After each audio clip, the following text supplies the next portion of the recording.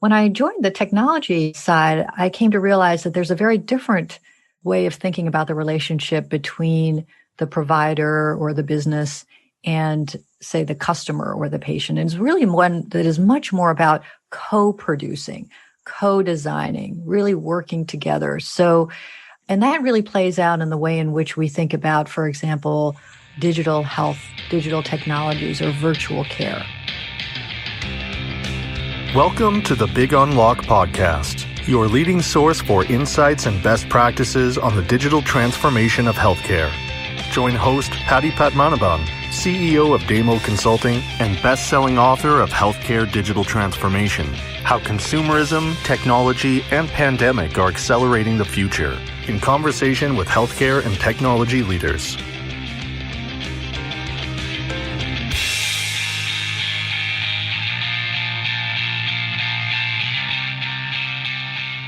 Hello again, everyone, and welcome back to my podcast. It's my great privilege and honor to introduce my special guest today, Dr. Vivian S, President of Health Platforms at Verily. Vivian, thank you so much for setting aside the time, and welcome to the show. Thanks so much, Patty. It's wonderful to be with you. You're most welcome. Why don't we get started? Maybe you can tell us, for the benefit of our listeners, a little bit about Verily and your mission. Sure. I joined Verily about 2.5 years ago now, not really knowing very much about the technology sector. And so for those of your listeners who may not know that much about Verily, let me give you a little bit of background. Verily originally started as a part of Google X. We were originally called Google Life Sciences. And then we were spun out and became one of the bets of the Alphabet family when Google became Alphabet. And from the beginning, we were purpose-built to develop life sciences and healthcare products. When I joined about 2.5 years ago, it was to lead health platforms. And our mission really has been to think about how we can leverage some of the really remarkable capabilities in Verily, whether it's new sensors and devices like continuous glucose monitors for people with diabetes, or big data analytics, machine learning capabilities. And how do we leverage all of those in order to really improve our healthcare system, to improve health and help reduce the costs of care? And that's the mission that we've been on, a very mission-driven organization. And we've been very fortunate to attract some really wonderful talent. So I feel very, very privileged to be in this role. Thank you. That's great. That's great background. Vivian, you've had a very, very distinguished career. You've been a healthcare leader for a long time. You're a clinician by background. And you've spent a long time with some leading providers across the country. And now for the last couple of years, you're in a technology firm. So what has it been like? What has the change been like? And, can you maybe touch on a couple of your observations or learnings from your experience in the last couple of years at Verily? Oh, I've learned so much. And thanks for this question, because it is really interesting for me to reflect on just how much I have learned. There is so much complementarity between the healthcare environment and the technology environment and culture. And I feel like the intersection of the two is exactly where there's a sort of a sweet spot in terms of what I think we need in the industry in order to improve health outcomes and reduce the cost of care. And I'll give you a couple of examples. When I went through medical school and residency and training, and then worked in a number of different healthcare environments, I was taught, and I sort of thought about we as physicians really providing healthcare to patients. It was sort of more or less a unilateral kind of relationship. We knew and understood about biology and physiology, and we had medications and tests that we could perform or operations that we could do. And so it was really our job to deliver health to people. When I joined the technology side, I came to realize that there's a very different way of thinking about the relationship between the provider or the business and, say, the customer or the patient. And it's really one that is much more about co-producing, co-designing, really working together. And that really plays out in the way in which we think about, for example, digital health, digital technologies or virtual care. Mm-hmm. So when we have, for example, our company called Onduo, which is a digital health company really about helping people with chronic diseases like diabetes, cardiovascular diseases like hypertension or mental well-being, we actually don't think about ourselves as being the provider of health. We think about how do we work with people to co-produce their own health. We can provide information, for example, from a continuous glucose monitor about their blood sugars. We can help them take pictures of their meals and snacks from their camera on the app on their cell phone. And then they actually make the visual association between what they're eating and sleep, how they're sleeping, how they're exercising, and then what their blood sugars are doing. We might make some recommendations using our AI algorithms and say, Patty, for you, soy milk seems to be better than skim milk in your coffee. But Vivian, for you, maybe the skim milk is a little bit better. That can be helpful, but we're really helping the individual produce their health. So that's one example of how the intersection between, I think, traditional healthcare and technology can be really, really beneficial to improve health outcomes. And another example is really around the way in which in healthcare, we have traditionally kind of used a one-size-fits-all approach to caring for people. When I was in medical school, every patient was a 70-kilogram white male. The medications were dosed as if the individual was a 70-kilogram white male. Unfortunately, someone just corrected me yesterday and said, well, on these days, it's like the 90-kilogram white male. So,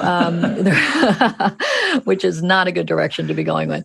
But on the technology side, yes, we all carry around very similar phones, but our interaction with those phones, the way in which we use the phones, the experience we have, the benefit that we derive from them is extremely personalized. And again, so that's another example of where I think technology can help us in healthcare think about how do we create healthcare solutions that are really personalized, that are sensitive to cultural differences, to language differences, to differences in perceptions about our own health, and make it really be engaging so that people can really, again, co-produce and co-design their own health. Those are great examples and the intersection of healthcare and technology. Now, the third element of that, which I know Google is really, really strong at, is the data side of it. Google is known for its ability to aggregate very, very large data sets, make sense of them, apply advanced analytics algorithms to them, and identify insights that can drive action. And I can't think of a sector which can benefit from this kind of capability more than healthcare as we know it today. So my understanding is that Verily is focused a little bit more on the clinical research side of it, although you did mention your partnerships with Onduo, and I'm aware of the partnership with Dexcom, and more recently now Fitbit is going to be part of the family as well. Can you talk a little bit about how the data element plays into your overall mission for driving improved healthcare outcomes? Well, first of all, let me just clarify that Verily is actually a sister company to Google. We are both as part of the Alphabet family. Of course, Google is a much bigger sister than we are, but we're actually a completely separate company in many regards. So just to clarify that, we all are definitely part of the Alphabet family, though. Your question about data is a really good one. And in fact, our roots were in research and in clinical research. That's definitely how Verily got started. And so that's why when I joined about 2.5 years ago, getting close to 3 years now, actually, my charge was to think about health delivery, healthcare, the delivery side of healthcare. And your question about data is spot on. So we think about it in terms of, are there new data sources we should be introducing that can actually help engage people and drive better outcomes? So one example of that is our work in the continuous glucose monitor technology, which we have done in partnership with Dexcom. So there, it's really a matter of saying, people with diabetes in the past, the information that they had about their own blood sugars was really based on either these hemoglobin A1C blood tests that you might take every 6 months or even a year, or maybe if you're daily doing the finger pricks to check your blood sugars, and saying, well, maybe that's not enough information for individuals to really manage their blood sugars successfully. And so the idea of having a continuous glucose monitor It's sort of maybe the size of a key fob that you might put on your arm or your abdomen that can measure your blood sugars 24/7 for a couple of weeks at a time, can provide whole new levels of insights for individuals. So whole new data sources, I guess, for people in order to manage their health better. And so that's one, I think, example of data, thinking about data to provide not only insights, but personalized insights, because my blood sugar reaction to what I eat is going to be very different from yours. We see that consistently across the thousands of people that are parts of our programs, that we all are very different. Our physiology is very different. Our microbiome is actually very different. And that means that how our blood sugars react to our meals and exercise is actually very different. Another example of data is in a different area that we've been working on, which is we actually started a new company, which is a stop-loss health insurance company. We announced that in the fall of last year in partnership with Swiss Re. And there we have a whole different kind of approach to data and analytics to create what we call a precision risk analysis so this is for employers who are self-insured and are, of course, managing the health of their employees and covering that insurance, and enabling them to have a more precise understanding of the risk of their employee population. And the purpose of that is, of course, then to enable them to, and us working with them, to think about how they can reduce that risk. If they can see that some of their populations of patients are at higher risk for, say, developing kidney problems or developing cardiovascular problems, how can we intervene and lower that risk? So that's, again, very data-driven, very data science-driven, very analytics-driven. So those are a couple of examples. We could go on and on, but those are a couple of examples. Yeah, I will come back to this, to the point you made about helping employers manage their employee population and manage their health, especially for chronic conditions such as diabetes. But thank you first for clarifying the organizational structure. Many of us, me included, may not be entirely familiar with how Alphabet and Google and different companies within Google are organized. So thank you for clarifying. And I am aware that Verily is a separate company and you have investors besides Alphabet as well. Let me switch to the topic you just mentioned, employers and their desire to control the costs of healthcare for their employees. And everybody knows that one of the biggest components of any employer's cost base is healthcare, and is certainly one of the fastest growing in terms of the inflation year upon year. And in your book, The Long Fix, you address this, and you talk about why we should be concerned not just about the cost, but also about what we're spending on. Can you elaborate on that a little bit for the benefit of our listeners? What led you to write the book, and what was the central theme or message that you were trying to communicate through the book? Well, I wrote the book, The Long Fix, during a sabbatical after serving as the CEO of a healthcare system for about 6 years and the dean of the medical school, actually.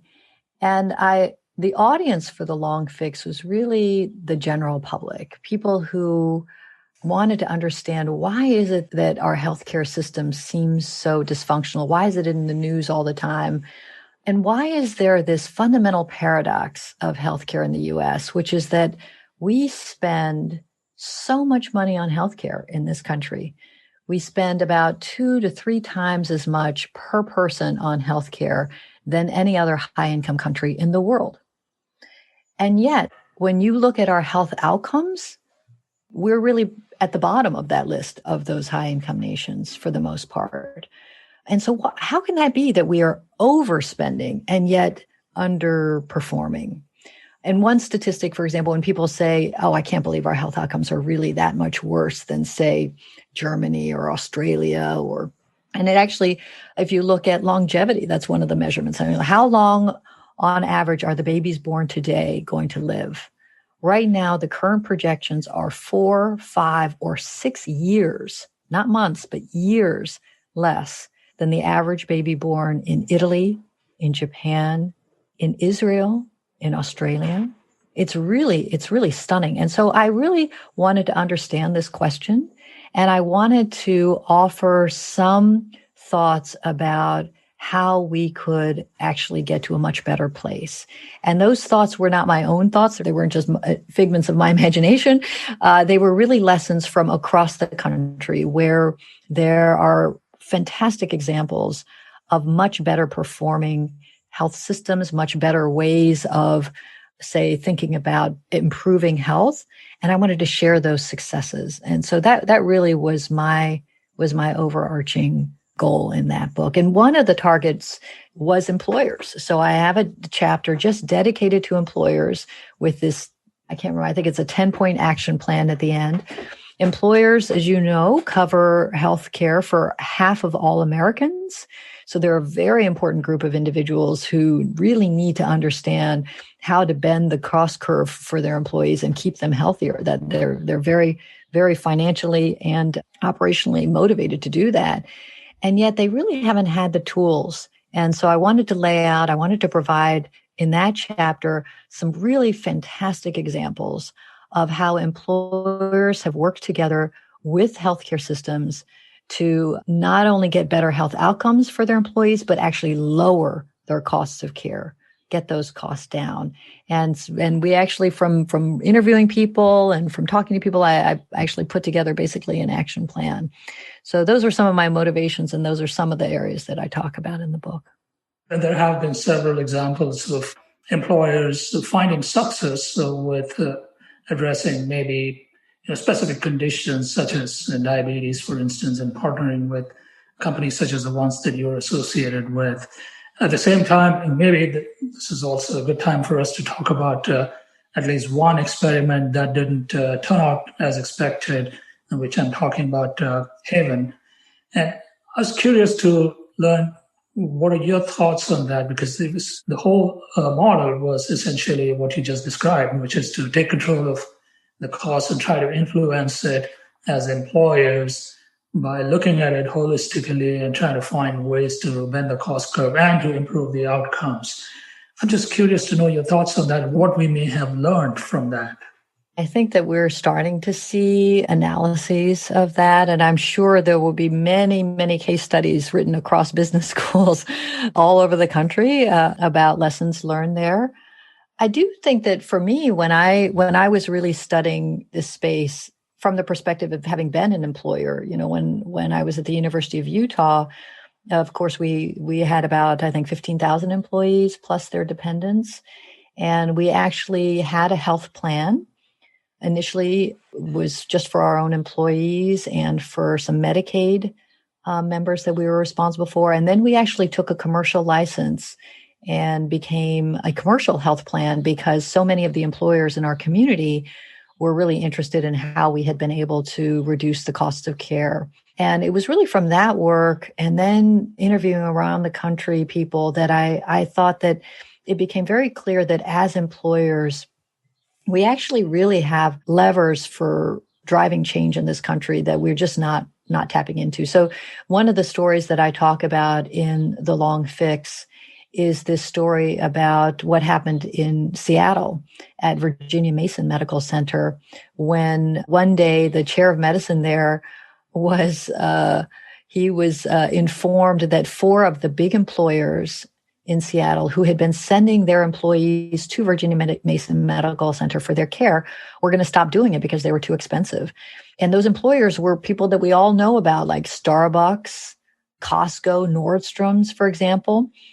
And when he sat down and started looking at this, he realized that these employers were the ones who were actually paying his salary and his team's salary. I mean, they were actually literally his payers.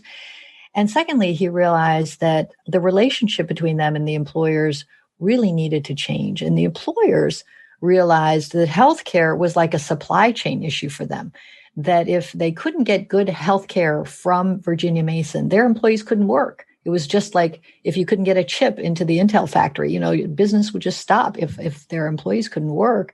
And so they started declaring specific performance specifications, specs, just like they would for any other supplier. They would expect that Virginia Mason would deliver on those. And once they started to have that kind of a conversation, and they actually got more engaged in helping Virginia Mason perform better, it actually completely transformed the way in which Virginia Mason practiced and enabled Virginia Mason to actually become a much better health system. And that's why they became a center of excellence, and Walmart and Lowe's and GE started flying their employees all the way over there just to get care. So I think there are a lot of lessons from those experiences that still make me feel very optimistic that employers have a really big role to play in transforming our healthcare system. That's a great example. I'm sure that this whole space is going to be carefully analyzed, and definitely I do see a trend towards employers taking more and more control over their costs. I wanted to go back to just one concept that you mentioned in one of your earlier comments, and for the benefit of our listeners, you mentioned the stop-loss insurance company that you've started in partnership with Swiss Re. Could you just explain briefly for our listeners, what does stop-loss insurance mean? So as I mentioned, about half of all Americans receive their healthcare through their employers. And employers, if they're large enough, they can decide that instead of doing this through an insurance company, they can, in effect, be the insurance company. They can take the financial risk than an insurance company would take because they're big enough. And so they just set aside a pool of money every year to pay for the healthcare costs of their employees. And then usually they engage an insurance company to help be the administrator, to send the bills, to pay the hospitals, to deal with prescriptions, and so on and so forth. When they do that, when they are called, they're usually referred to as being self-insured. And when they are a self-insured employer, they still may want to have some insurance just in case there are exceptional things that happen. Say an employee has a diagnosis that requires a very expensive treatment or gets into a really bad accident, heaven forbid.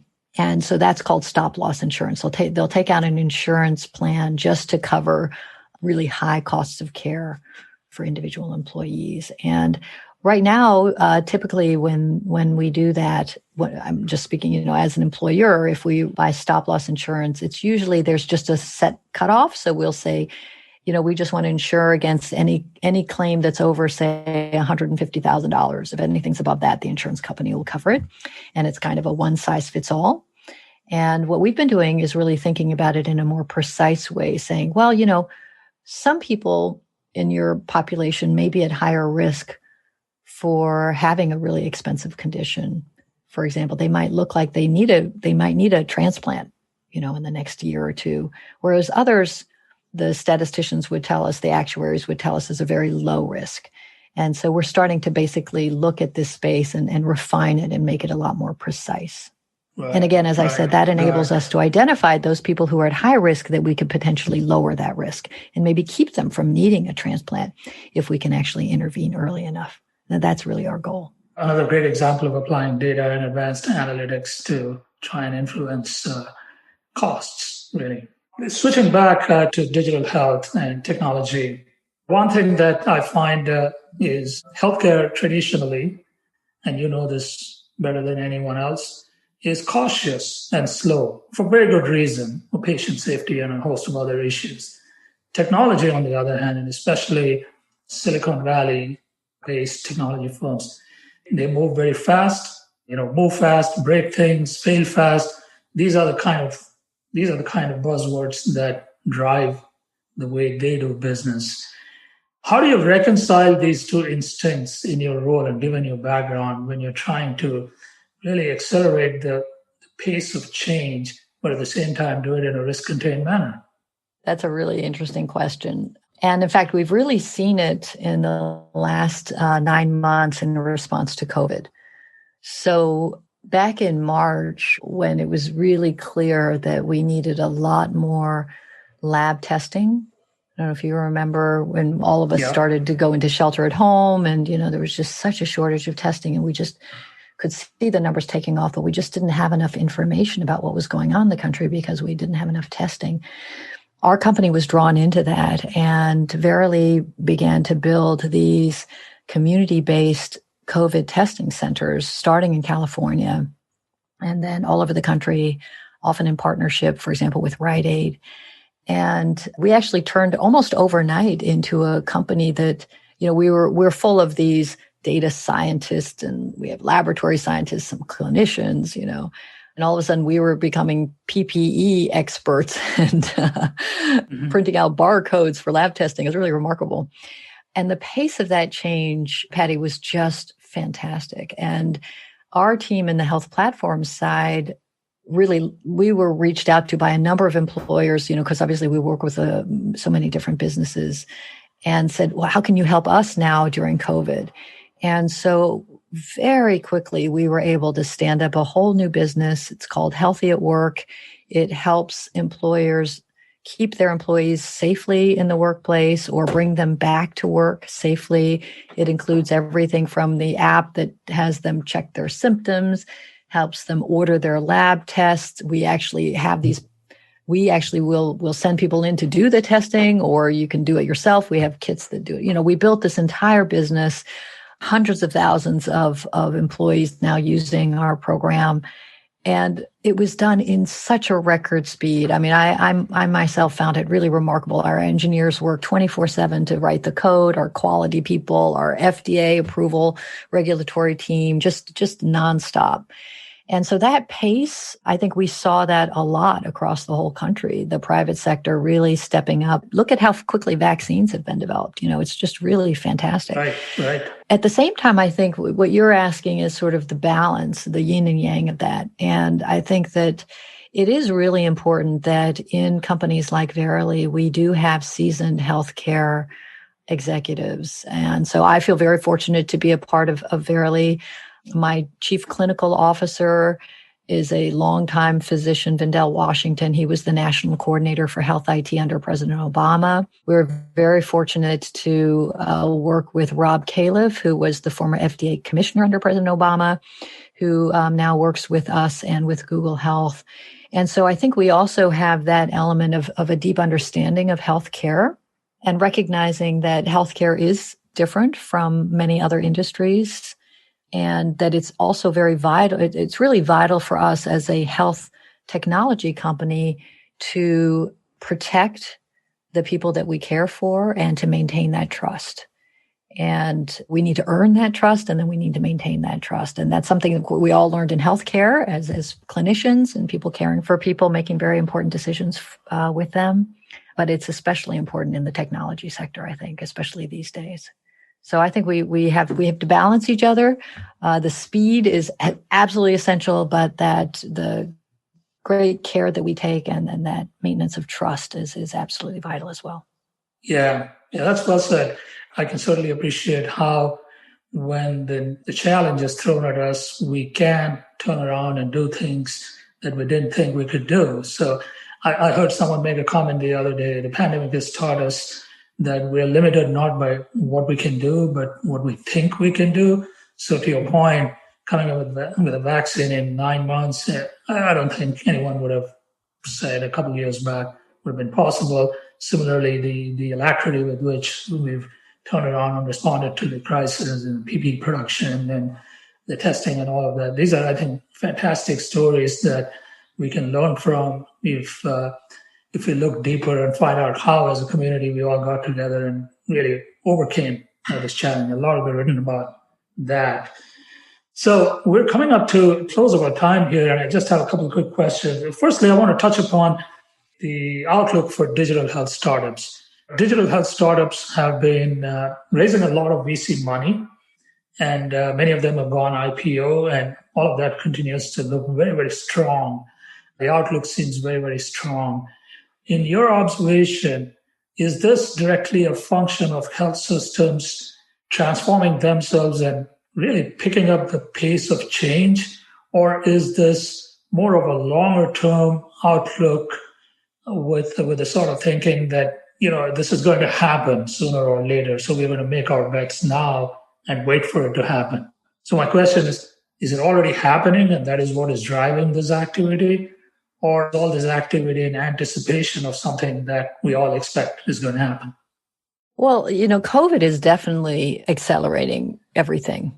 It's almost unprecedented to have hospitals and clinics essentially shuttered except for their COVID wings for such a period of time. Yeah. And for people who are the most vulnerable, also being the ones that really need that care, people who have chronic conditions, the folks and people in nursing homes, the frail and elderly who actually need access to health care are the ones that are the most afraid because they are the most susceptible to COVID.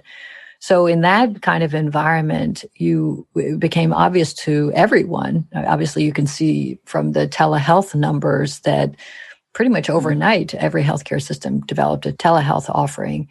And then, of course, we recognized that in telehealth, while it's very helpful to be able to text or video conference with a clinician, that in and of itself doesn't supplant in-person visits. You need to make measurements, or you may need to listen to somebody's heart and lungs, or, there are a lot of things that you need to do when you have an in-person visit. So again, there's more interest in expanding beyond telehealth to other digital health offerings. And I think everyone could see even before COVID that this is a direction that was really exciting, as we talked about with continuous glucose monitors and people with diabetes, the new sensors, the new attachments that can go on to different phones. It's been a really interesting area, very innovative area, a lot of things coming out.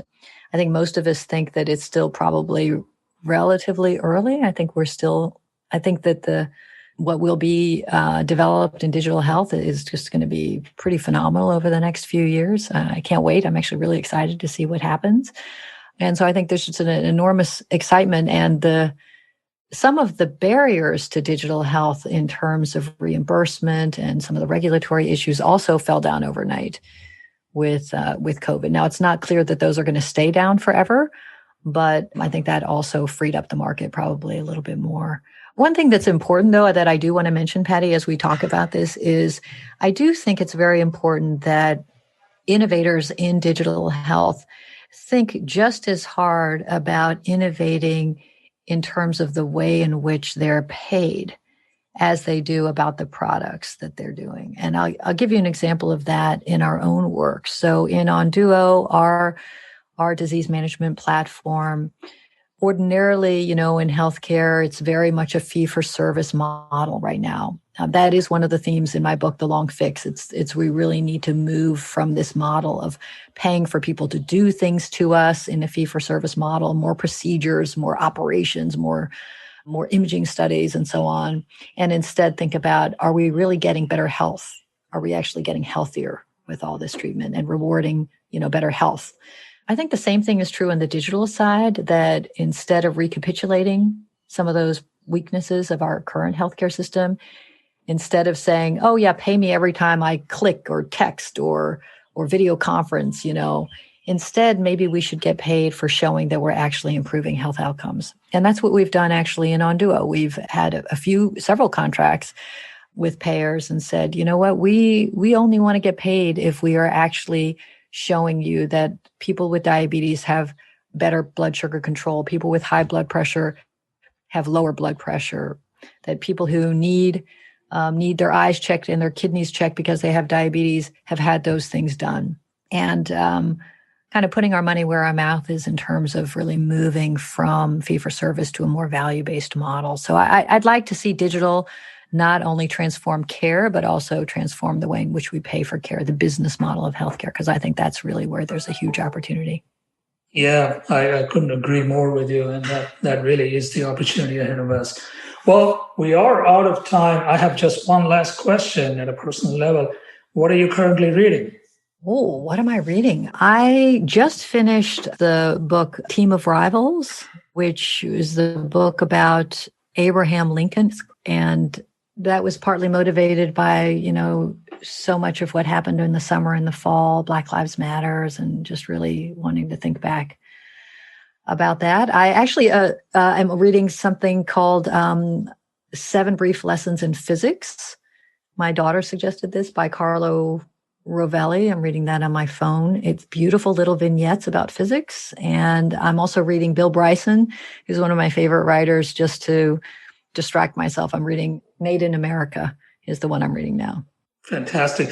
It's such a coincidence. I am reading a book titled Forged in Crisis. It profiles 6 different leaders, and Abe Lincoln is one of them. And I'm actually in the middle of that chapter right now. So there's something in common there. But Vivian, it's such a pleasure speaking with you and having you on the podcast. And I look forward to following all of your work at Verily and all your other initiatives. Thank you once again for being on the podcast. Thank you so much, Patty. Really, really enjoyed it. We hope you enjoyed this podcast. You can reach us at info@thebigunlock.com with your feedback and questions. This podcast is brought to you with the support of our partner, Powbox. Secure email for modern healthcare right out of the box.